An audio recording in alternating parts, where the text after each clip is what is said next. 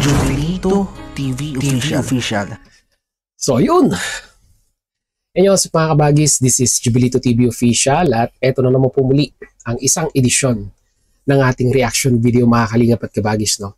Pero bago po lahat, syempre po, mega love shoutout po muna kay Kuya Val Santos Matubang, kay Ate Edna Vlogs, kay Kalingap Rab, kay Ruel of Malalag, Kalingap Netizens, Kalingap Subscribers, Kalingap Supporters, at lalong-lalo na po ang ating mga Kalingap Partners. Ayan po, mega love shoutout po sa inyong lahat. So ito na nga mga Kalingap at kabagis, no? For today's reaction video, ayan, pasintabi po uli sa mga ayaw sa issue. Pwede nyo na pong i-skip ang video na ito. Dahil ang pag-uusapan natin ngayon mga Kalingap at kabagis ay patungkol dito sa hindi matapos-tapos na issue patungkol sa usaping pera ng mga sponsors at beneficiaries. Ang tinutukoy ko po ay walang iba kung hindi si Medit mga Kalingap at kabagis.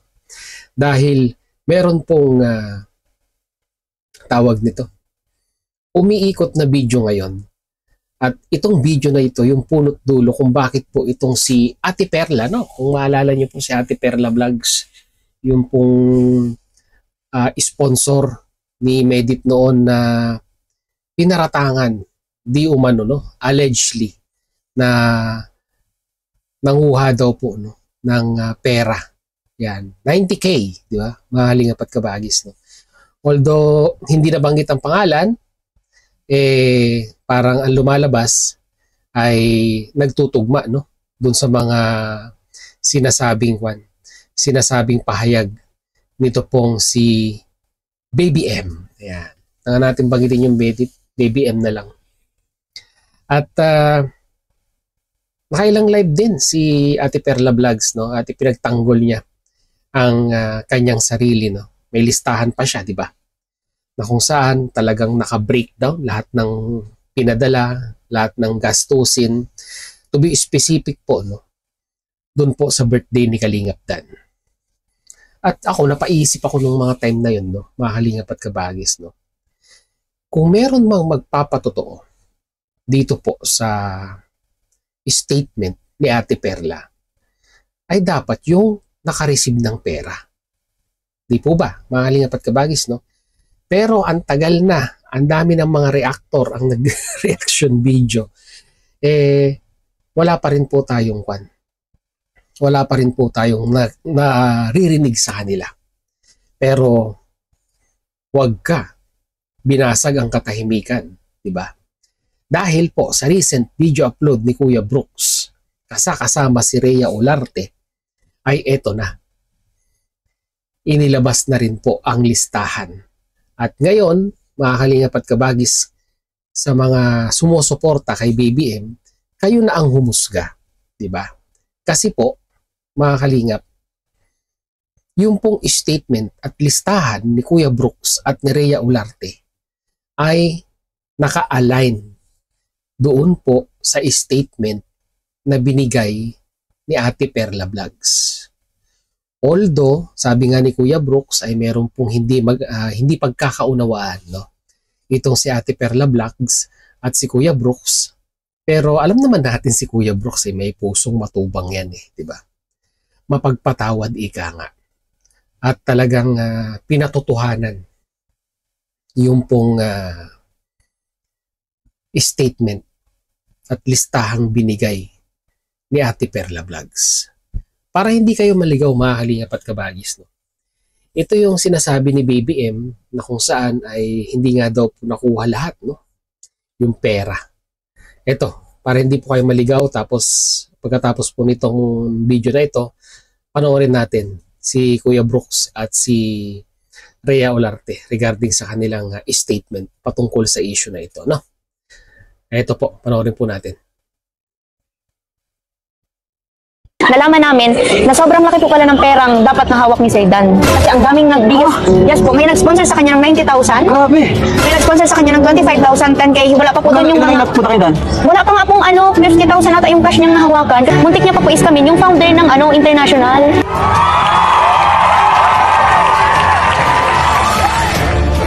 Andito yung listahan. Nandito yung listahan ko noon. Hindi ko to ginawa-gawa kasi yung pinta ko dito tama-tama sa perang pinadala ko kay Kuya Tox. Wow! Ito ang katotohanan. Oh, ayan oh. Ayan, ito ang ebidensya. Militar ebidensya. Doon sa padala ni Perla, kung saan napupunta ang pera. So yung mga sinasabi ng isa, hinahanapan siya na saan napunta ang 90,000. Ito po, isa-isahin po natin to. Ito po yung ebidensya. Nakalista po yan. Oh. So yun, dako na tayo kay Kwan. Dako na tayo kay Kuya Brooks. Ayan, panoorin na natin. Okay. O ano Ria, dito ka. Para dalawa tayo mag-usap. At alam mo si Ria, kaya ako ito sinama dito. Isa ito sa mga kasama ko. Isa ito sa hindi na sa hindi na sa matagilid. Hindi na. Nag-prepare. Tatlo kami. Si Elena at ito. Doon sa padala ni Perla. Kung saan napupunta ang pera. So yung mga sinasabi ng isa, hinahanapan siya na saan napunta ang 90,000.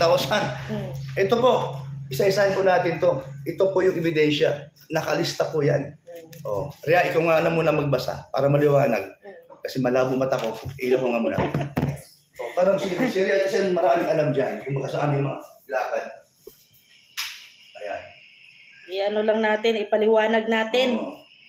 Kasi kawawa naman si Perla. Oo. Kawawa naman. Tama naman yung sa live ni Perla, tama yung sinabi niya na nagpadala siya ng 10,500 plus para sa lechon yun. Iyan ba daw yan? Yung sa live ko. Ilan nanood? Hindi ko alam. Ayun. Ay, hindi. Wala. Dali lang. Para alam natin, Oo. isa sa taon natin. Mamaya na. Tapos, ang kabuuan, ay tatlong beses sila nagpadala. Una, yung 10,500 para sa lechon. Yung pangalawang padala nila is ang 72,900. Yun na yung kinuhaan natin yung lahat-lahat na doon. Yung sa event, sa cake, sa mga t-shirt, wallet, lahat na, sa manok, lechon manok, sa ice cream. Tapos nagpahabol siya ng 3,500. Taliwas ito sa sinabi ni M na wala pang 50,000 yung cash na hawak daw po ni Kalingap Dan. Base po doon sa statement na yun sa unang pinanood po natin. So tatlong beses lang sila nagpadala. So ang kabuuan, ang pangatlong nagpadala si Ma'am Estrella. So ang kabuuan na pinadala niya lahat is 85,900. Bali, kabuuan yun. Kulang-kulang 9. Mga 9,000 na din kasama yung mga 84 eh. Ito. Ayun ba yan? O kulang-kulang 86 O 86,000. Okay. 90. So paliwanag ko ayan, sa total pinadala yung pera natanggap namin ay 85. Kulang-kulang 6,000. Kulang-kulang 90 kasi yung 85,950 hindi pa kasama yung mga GCash na binabayaran natin kasi namin charge at marami pang iba. Di ba? Tapos hindi pa kasama yung nagpahapon na pa kasama yun. Yung sa ice cream. So tama na yung sinabi ni Perla. Wala siyang kinalumbat, wala siyang kinupit. O kaya mali itong si Tapos nabanggit din ni Perla doon na nagpadala sila ng 35,000. Tama din yung sabi niya na para yun sa money t-shirt. Para yun sa money t-shirt, tapos hinati yung 35,000.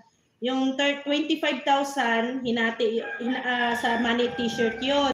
Teka lang, tingnan natin yung listahan. 10,500 lechong baboy. Tapos teka lang. Tapos ito. Ito yung breakdown, mga kalingap at kabagis, 10,500 sa lechong baboy, 26 ba to o 25,000 sa money t-shirt, 10,000 sa money wallet, 5,500 sa money bouquet, 19,732 sa venue at sa pagkain, 3,200 sa decoration, 2,500 sa cake, dalawa yon, 3,200 sa lechong manok, 1,800 sa polo t-shirt tsaka wallet, tapos merong 500 na charge sa money bouquet. A total of 71,432. Ito yung listahan, mga kalingap at kabagis, So, hindi pa kompleto to. May iba pa kasi, hindi ko mabasa eh. Sige, pagpatuloy natin. Kasi ang overall is more than 85,000 pesos. Yan. Ang perang 72,900 ay galing kay Perla. Ayan ha. Yung 10,000 para yun sa money wallet. May dagdag na 1,468 para sa dessert. Wow. Ika-clarify lang po natin para matigil na din yung issue at hindi na din madamay ang pangalan ni Kuya. Ayan o. Brooks. May ibang pizza dyan ha. Mm. Ayan o. Kita-kita nyo ha. Tapos ito, nakaturo yung money bouquet, tsaka sa venue, tsaka food. Naka-assign. Rhea Olarte. Ayan. May resibo ako. Ayun. Tapos sa decoration, na dapat tarpaulin. Okay. Yung cake, Rhea Olarte. Tapos lechong manok. May vlog din daw siya niyan. At siguro si Kuya Brooks to. Tapos yung polo t-shirt tsaka wallet, may vlog din si Kuya Brooks niyan. Ayan. Tapos dito sa taas, 2,500 para sa ice cream na pinadala din ng isang sponsor na si Ma'am Stella. Ayan. O ayan. O yan, 85,900 no? So sinasabi ni M, 90 daw. Ang ano ba yan? Inano niya? Kinulimbat niya. Eh, hindi naman buo yun. Unti-unti yan o. O yan o. O yan, may mga ano yan o. O, tingnan mo mabuti. Ayan o. O. Yun po yun. Pagkakuha ng pera, pagkabili niya ng mga kailanganan, nakalista po yan. Ayan, okay po ha. Ayan o. O yan, midit. Tingnan mo to. O yan o. Lahat ng pera na pinadala. Ayan o, 85,900. O, hindi pa sinama yung mga charge to sa mga May mga charge pa yan. So, tama nga, no? I-round off na lang po natin to ng around 90,000 pesos. Maganda to, no? Mahingap at kabagis itong inilantad na listahan ni Kuya Brooks. Dahil dito talaga, detalyado. Diba? Ngayon, ano ngayon ang may sasagot ngayon dito ni Baby M dito sa listahan na ito?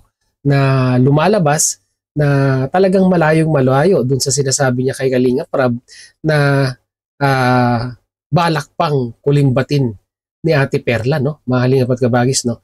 Yung pera di umanong nalikom. Diba? Kung tutusin, halos lahat ng pera ay napunta talaga para dito po sa birthday ni Kalingap Dan. ano.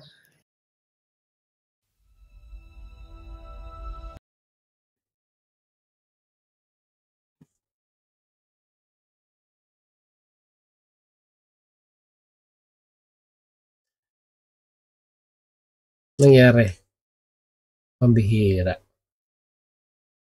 Ads na lang ay nagkuhan pa. Ayan, pagpatuloy natin. O yan ha. Ito na to, first and the last na magsalita na si Kuya Brooks tungkol sa ganitong issue para mahinto na rin at maano na din namin yung sa side din ni Perla na kami ang nagpapatunay na totoo naman talaga yung sinabi ni Perla sa kanyang live. Kaya tuloy, nagagalit tuloy siya kaysa ay tumigil. And ang kinagagalit ni Perla, alam naman namin nung simula pa. Kasi pagkatapos ng vlog ni Kalinga Pradon sa video, sa birthday, parang in another episode, nag-up-vlog sila. Tapos sinabi doon ni M na may scammer. Ayun.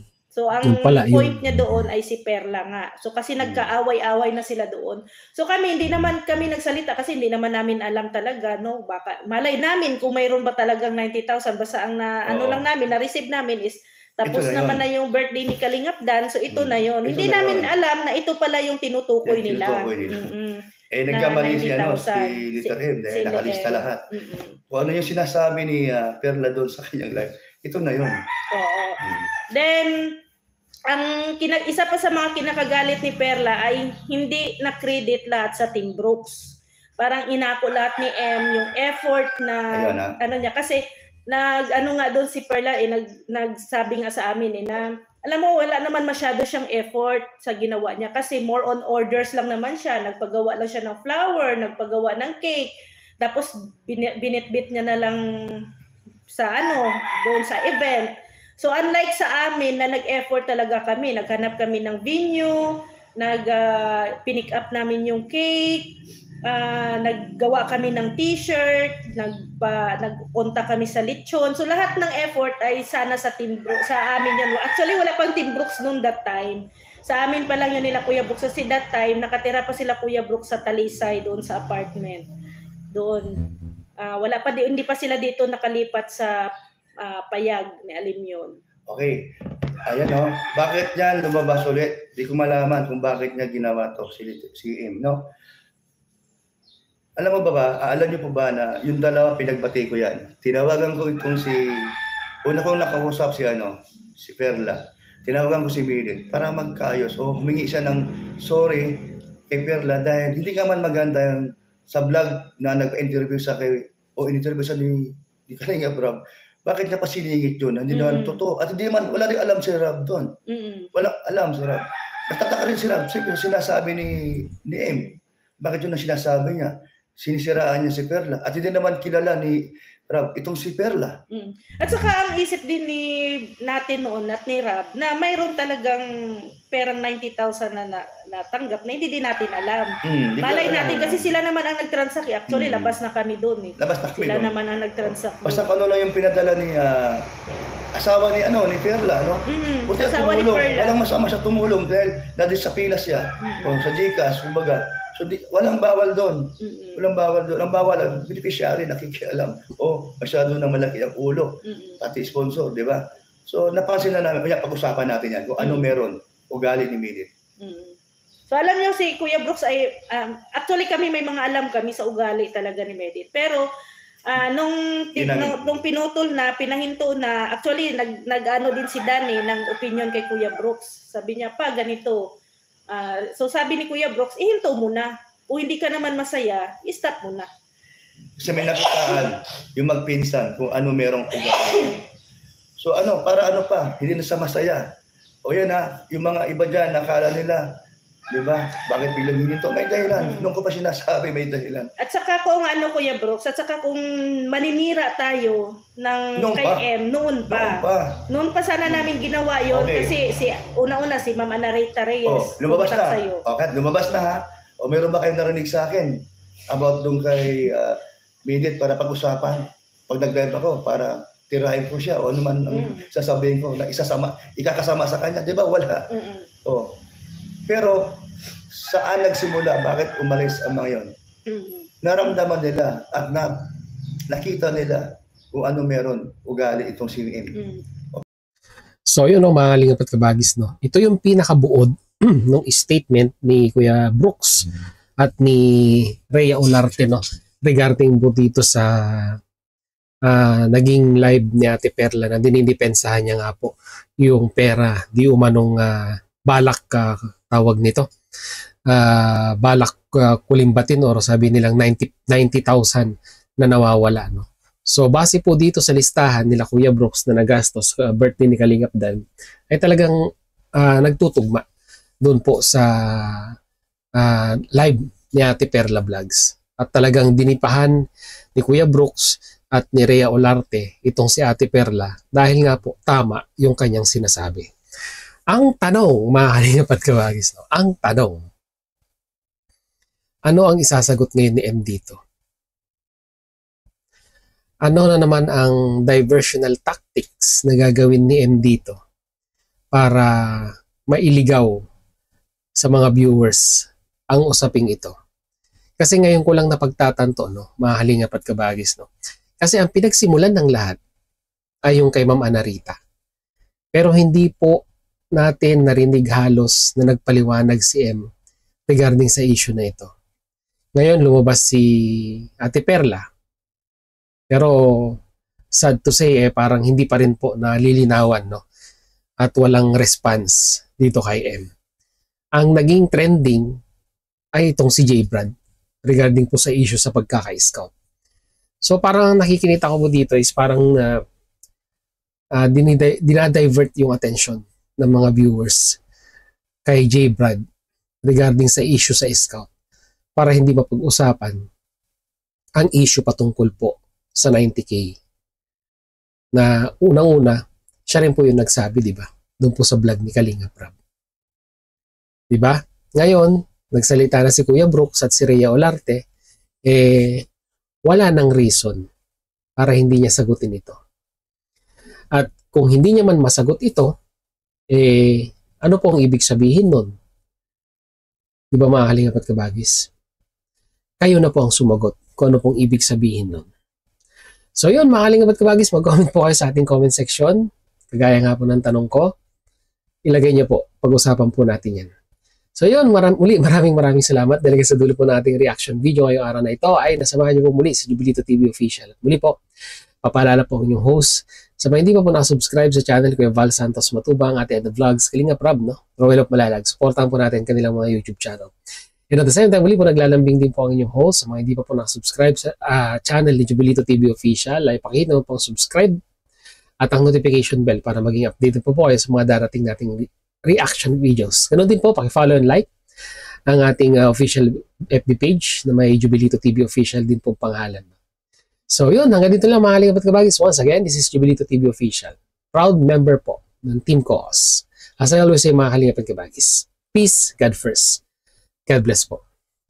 Bye-bye!